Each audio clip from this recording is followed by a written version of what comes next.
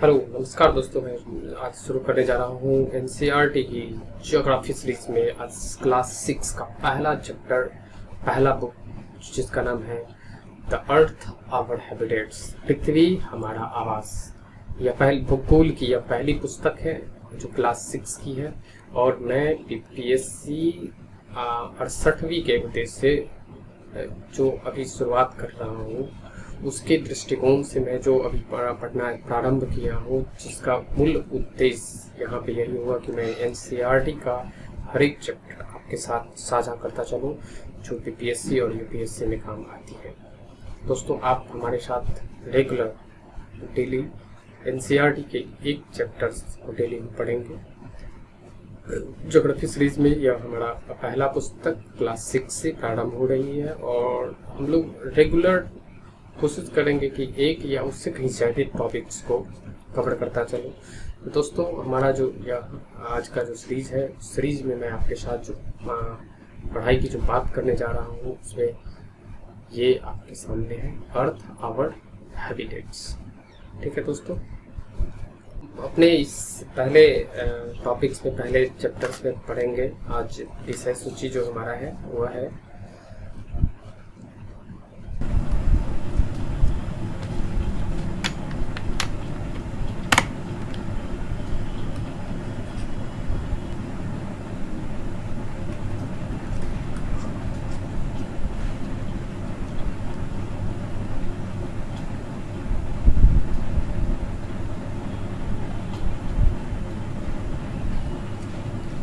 रात्रि में आसमान की ओर देखते समय आप तारों के विभिन्न समूहों द्वारा बनाई गई विविध आकृतियों को देख सकते हैं। रात्रि में आसमान की ओर देखते समय आप तारों के विभिन्न समूहों द्वारा बनाई गई विभिन्न आकृतियां देख सकते हैं।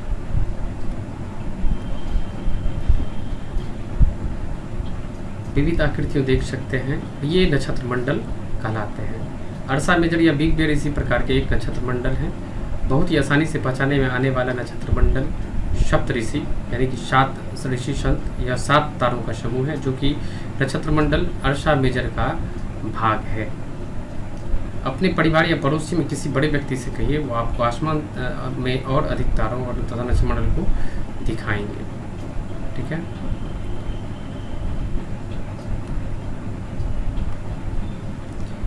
प्राचीन समय में लोग रात्रि में दिशा का निर्धारण तारों की सहायता से करते थे। उत्तरी तारा उत्तर दिशा को बताता है, इसे ध्रुव तारा भी कहते हैं। इसे ध्रुव तारा भी कहा जाता है। ठीक है, इसे ध्रुव तारा भी कहा जाता है। यह आसमान में हमेशा एक ही स्थान पर रहता है। हम सप्तऋषि की सहायता से ध्रुव तारे की स्थिति को जान सकते हैं।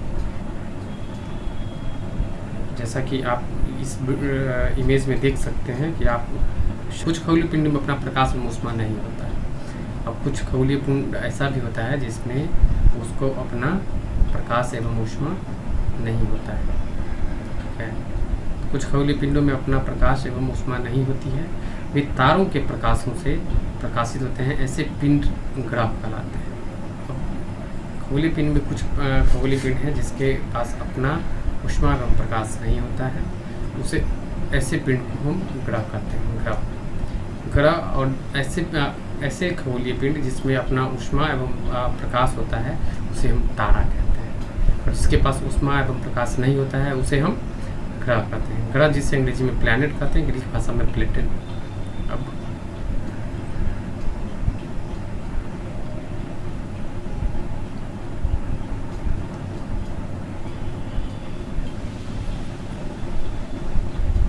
ग्रह जिसे अंग्रेजी भाषा में प्लैनेट कहते हैं, ग्रीक भाषा के प्लेनेटाई शब्द से बना है, जिसका अर्थ होता है परिभ्रमक, अर्थात चारों ओर घूमने वाला। यानी कि ग्रह, इसका मतलब है कि ग्रह में एक ऐसा भी गुण होता है जो घूमता है। पृथ्वी जिस पर हम रहते हैं एक ग्रह है, या अपना संपूर्ण प्रकाश एवं ऊष्मा सूर्य से प्राप्त करती है। पृथ्वी जो है जिस पे हम रहते हैं वह भी एक ग्रह है, और यह अपना जो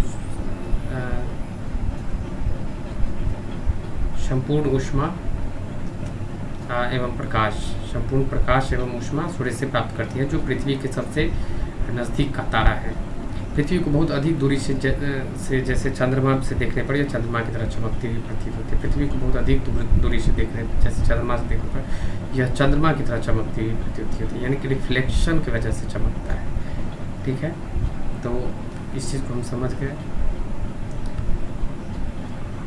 हम हमारे जो ब्रह्मांड में जो ग्रह हैं, उस ग्रह की स्थिति को हम देखें तो हम यहाँ इस वीडियोस को रोटेट करते हैं।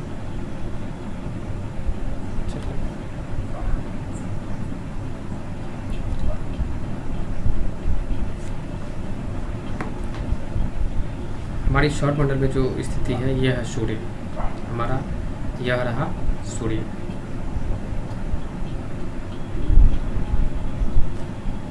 यह सूर्य रहा, यह सूर्य रहा सूर्य, और हम इसके सबसे नज़दीक का ग्रह जो है बुध है। हम अगर इसे याद करने के लिए जो NCERT का ही जो ट्रिक है उसमें लिखा हुआ है, मैं वेरी efficient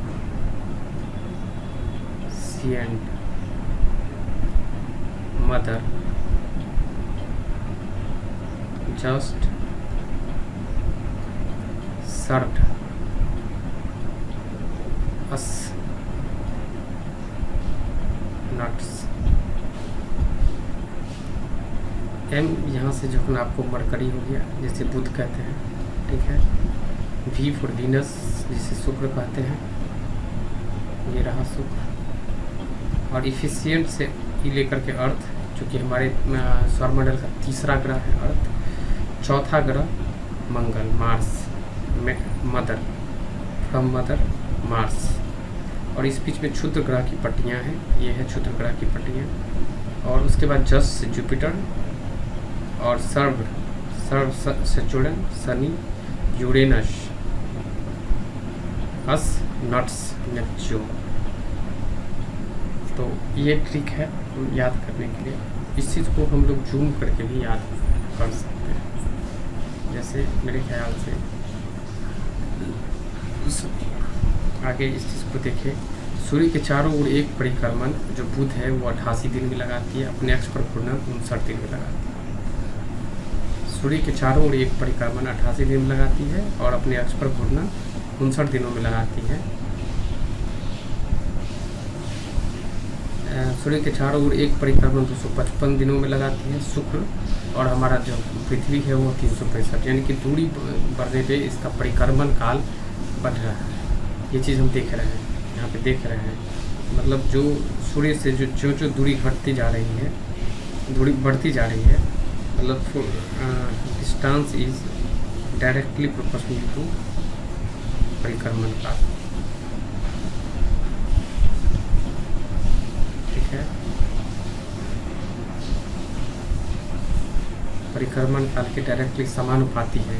क्या डिस्टेंस, बुध सबसे नज़दीक है तो उसका 88 दिन हो रहा है, और उस सूर्य जो है से जो जब शुक्र ज़्यादा दिन है तो 255 दिन में, पृथ्वी 365 दिन में, मंगल ग्रह 687 दिन में, अपने अक्ष पर घूर्णन 1 दिन में, और अपने अक्ष पर जो घूर्णन जो लगाती है वो मंगल भी 1 दिन में लगाती है। चंद्रमा की संख्या, मंगल के पास 2 चंद्रमा है, जबकि पृथ्वी के पास चंद्रमा की संख्या 1 है, और अपने अक्ष पर घूर्णन में जो है यह 1 दिन लगाती है।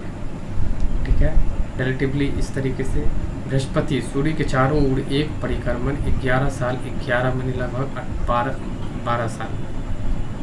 देखिए अब बृहस्पति, चलिए हम जुपिटर पे चले गए, तो जुपिटर जो है 11 साल 11 महीने लगभग 12 साल अपने अक्ष पर घूर्णन 9 घंटे 56 मिनट में पूरा कर देती है ये अपने अक्ष पर घूर्णन। यानी कि इसके लिए अगर 24 घंटे का दिन रात ना हो तो इसके 9 घंटे 56 मिनट में हुए, तो इसके अनुसार तो और इसका ज़्यादा लंबा 10 मिनट हो जाएगा। चंद्रमा की संख्या लगभग 53 है इसके पास, जुपिटर के पास 53, मंगल के पास 2।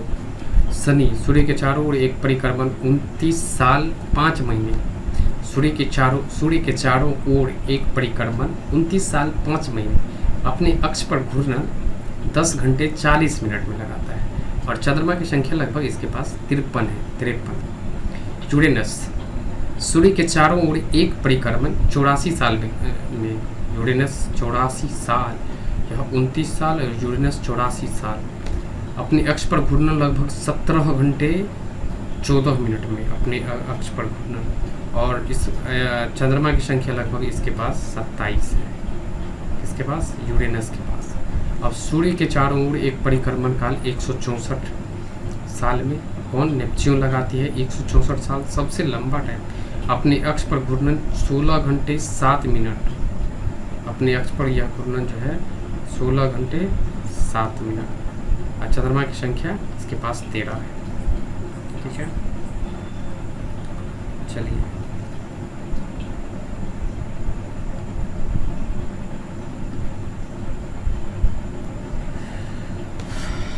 अब हम यहाँ पे करेंगे। आसमान में दिखने वाला चंद्रमा एक उपग्रह है। यह हमारी पृथ्वी का सहचर है तथा इसके चारों ओर चक्कर लगाता है।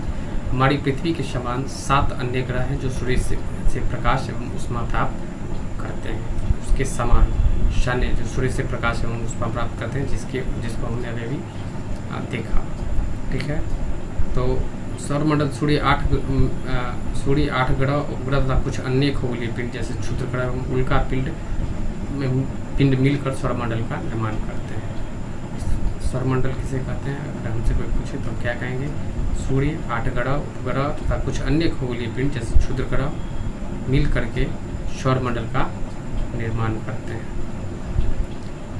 परिवार का नाम जिसका मुखिया सूर्य है। अब देखिए यहाँ पे कुछ डू यू नो वाले क्या आप जानते हैं? पौराणिक रोमन कहानियों में सूर्य देवता को कहा जाता है और सौर शब्द का अर्थ है सूर्य से संबंधित, इसलिए सूर्य के परिवार को सौर मंडल सोलर सिस्टम कहा जाता है। सौर शब्द का उपयोग करते हुए अधिक शब्द लिखें। ठीक है,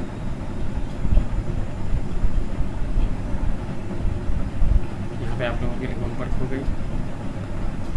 शब्द की उत्पत्ति, ऐसे शब्दों से बहुत से शब्द जिनका उपयोग हम एक भाषा में करते हैं अक्सर वे दूसरी भाषाओं से लिए गए शब्द हो सकते हैं। उदाहरण के लिए ज्योग्राफी एक अंग्रेजी शब्द है, यह ग्रीक भाषा से लिया गया शब्द है जिसका अर्थ है पृथ्वी का विवरण। ज्योग्राफी जिसका अर्थ है पृथ्वी का विवरण।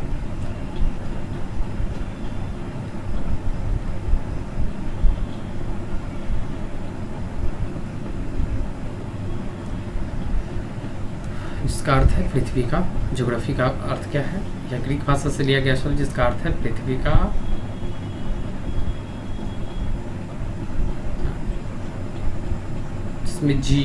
जिनमें जी शब्द का अर्थ है पृथ्वी एवं ग्राफिया का अर्थ है लिखना।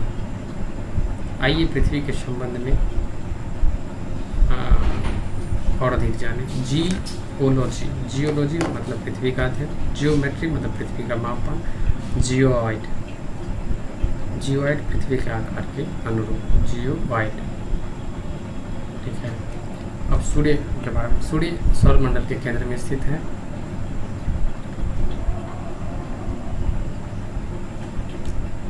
सूर्य सौरमंडल के केंद्र में स्थित है। यह बहुत बड़ा है एवं अत्यधिक गर्म गैसों से बना है। इनका खिंचाव बल इससे सौरमंडल को बांधे रखता है। सूर्यमंडल के लिए प्रकाश एवं ऊष्मा एकमात्र स्रोत है। सूर्य सौरमंडल के लिए प्रकाश एवं ऊष्मा का एकमात्र स्रोत है, लेकिन हम इसकी अत्यधिक तेज ऊष्मा को महसूस नहीं करते क्योंकि इस सबसे नज़दीक का तारा होने के बावजूद यह सब हमसे बहुत दूर है। सूर्य पृथ्वी से लगभग 15 करोड़ किलोमीटर दूर है। सूर्य पृथ्वी से लगभग 15 किलोमीटर दूर है। हमारे सौरमंडल में 8 ग्रह हैं। सूर्य से दूरी के अनुसार वे हैं बुध, शुक्र, पृथ्वी, मंगल, बृहस्पति, शनि, यूरेनस एवं नेपच्यून। ठीक है, हमारे सौरमंडल में कुल कितने ग्रह हैं? 8 ग्रह हैं और जो इस प्रकार है। सौरमंडल में 8 ग्रह हैं। सूर्य से दूरी के अनुसार वे हैं बुध, शुक्र, पृथ्वी, मंगल, बृहस्पति, शनि, यूरेनस तथा नेपच्यून।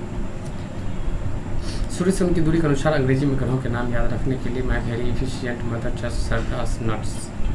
यह ट्रिक याद कर सकते हैं, जिसमें माई से एम लेकर के मैंने मरकरी बनाया, वी से वीनस, ई से अर्थ, एम से मार्स, जे से जुपिटर, एस से सेचुरन, यू से यूरेनस और एन से नट्स। सौरमंडल के सभी 8 ग्रह एक निश्चित पथ पर सूर्य का चक्कर लगाते हैं। सौरमंडल के जो सभी 8 ग्रह हैं एक निश्चित पथ पर सूर्य का चक्कर लगाते हैं। ये रास्ते दीर्घवृत्ताकार में फैले हुए हैं, ये कक्षा कहलाती है। ठीक है, सूर्यमंडल, अब इस चीज़ को भी हम हाईलाइट कर लें।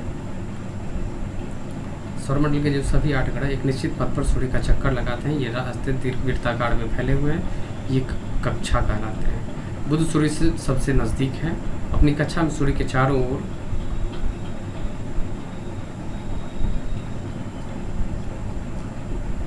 बुध जो है सूर्य से सबसे नज़दीक है। अपनी कक्षा में सूर्य के चारों ओर एक चक्कर लगाने में इसे केवल 88 दिन लगते हैं। शुक्र को पृथ्वी का जुड़वा ग्रह माना जाता है, पृथ्वी का, और इसीलिए इसको मरकरी, शुक्र, वीनस,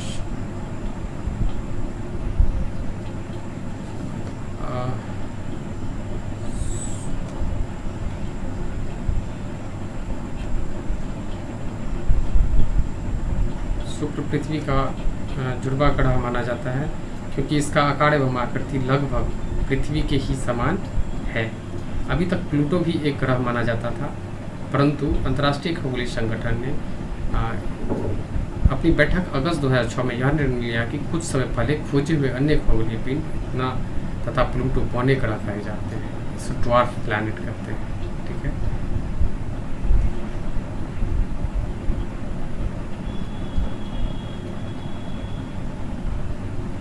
पृथ्वी सूर्य के दूरी के अनुसार हिसाब से पृथ्वी तीसरा ग्रह है। आकार में यह पांचवा सबसे बड़ा ग्रह है। आकार में यह 5वां सबसे बड़ा ग्रह है। यह ध्रुवों के पास थोड़ी चपटी है, ध्रुव के पास यह थोड़ी चपटी हुई है, यह ध्रुवों के पास थोड़ी चपटी है। यही कारण है कि इसके आकार को भू आब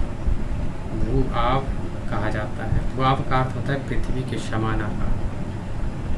भू आब का अर्थ होता है पृथ्वी के समान आकार। जीवन के अनुकूल परिस्थितियां संभवतः केवल पृथ्वी पर ही पाई जाती है। पृथ्वी न तो अधिक गर्म है और न ही अधिक ठंडी। यहाँ पानी एवं वायु उपस्थित है, जो हमारे जीवन के लिए आवश्यक है। वायु में जीवन के लिए आवश्यक गैसें जैसे ऑक्सीजन मौजूद है।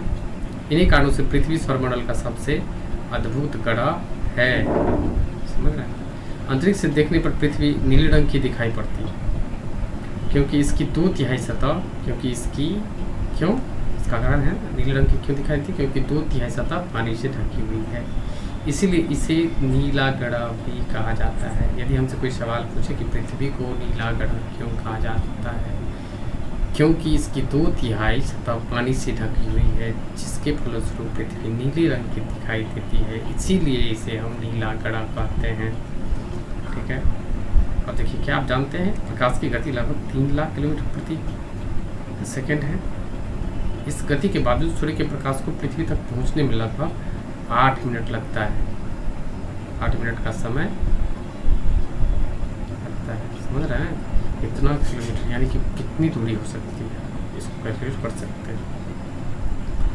रोचक तथ्य, नील आर्मस्ट्रांग पहले व्यक्ति थे जिन्होंने 20 जुलाई 1969 को सबसे पहले चंद्रमा की सतह पर कदम रखा। ठीक है, अब चलिए चंद्रमा के बारे में पढ़ते हैं। चंद्रमा क्या है? हमारी पृथ्वी के पास केवल एक उपग्रह है, चंद्रमा। इसका व्यास पृथ्वी के व्यास का केवल 1/4 है, यानी कि हमारी पृथ्वी का जितना व्यास है उसका 1/4 है। यह इतना बड़ा इसलिए प्रतीत होता है क्योंकि यह हमारे ग्रह से अन्य खगोलीय पिंडों की अपेक्षा नज़दीक है। यह लगभग इसका जो सबसे बड़ी बात जो हमको यहाँ पे समझने की आवश्यकता थी कि इसका व्यास पृथ्वी के व्यास का केवल 1/4। यह इतना बड़ा इसलिए प्रतीत होता है क्योंकि यह हमारे ग्रह से अन्य खगोलीय पिंडों की अपेक्षा नज़दीक है।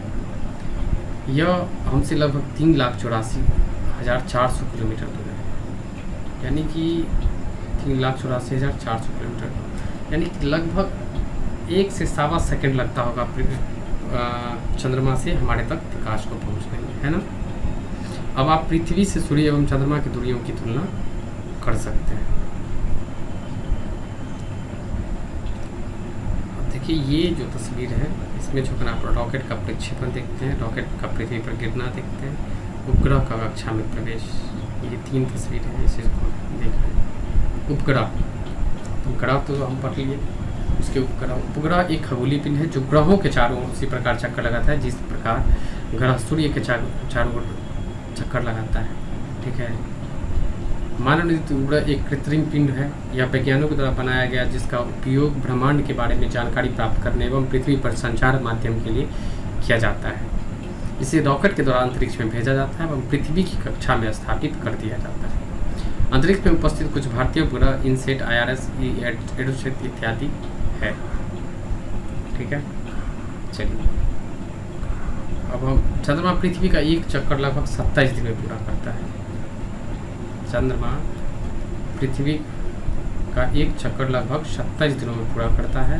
लगभग इतने ही समय में यह अपनी अक्ष पर एक चक्कर भी पूरा करता है और इसीलिए चंद्रमा का हम एक ही भाग हमको दिखाई पड़ता है। क्यों? क्योंकि यह जितना समय पृथ्वी के चक्कर लगाने में लगाता है उतना ही अपने अक्ष पे, इसी के परिणाम स्वरूप पृथ्वी से हमें चंद्रमा का केवल एक ही भाग दिखाई पड़ता है। अगर कल यदि हमसे कोई सवाल कर दे कि पृथ्वी से हमें चंद्रमा का केवल एक ही भाग दिखाई पड़ता है और दिखाई पड़ता है तो क्यों, इसकी व्याख्या कीजिए, तो आप क्या लिखेंगे?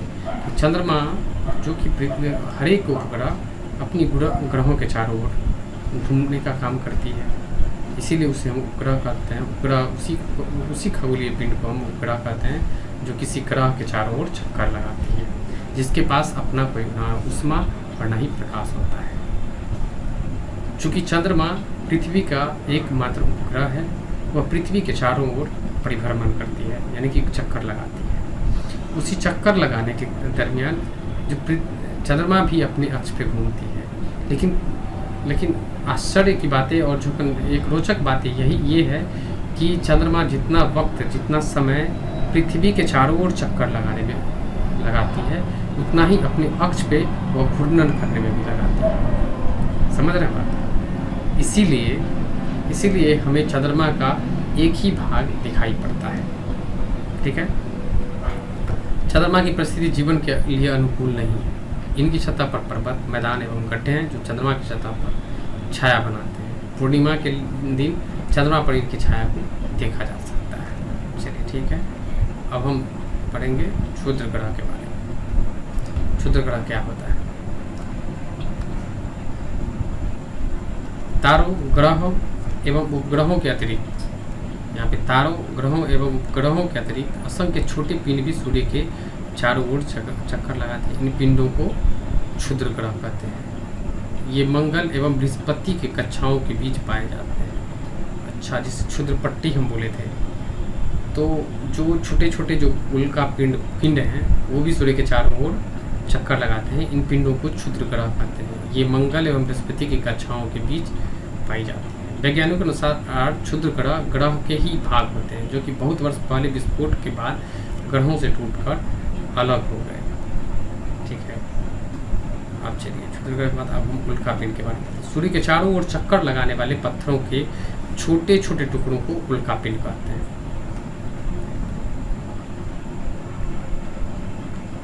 सूर्य के चारों ओर चक्कर लगाने वाले पत्थर के छोटे छोटे टुकड़ों को उल्का पिंड कहते हैं। कभी कभी ये उल्का पिंड पृथ्वी के इतने नज़दीक आ जाते हैं कि इनकी प्रवृत्ति पृथ्वी पर गिरने की होती है। इस प्रक्रिया के दौरान वायु के साथ घर्षण होने के कारण ये गर्म होकर जल जाते हैं। फलस्वरूप कुछ चमकदार प्रकाश उत्पन्न होता है। कभी कभी कोई उल्का पूरी तरह जले बिना पृथ्वी पर गिरती है, जिससे धरातल पर गड्ढे बन जाते हैं, ठीक है। क्या आपने तारों वाले खुले आकाश में एक ओर से दूसरी ओर तक फैली चौड़ी सफ़ेद पट्टी की तरह एक चमकदार रास्ते को देखा है? यह लाखों तारों का समूह है। यह पट्टी आकाश गंगा यानी कि मिल्की वे इसी को कहते हैं,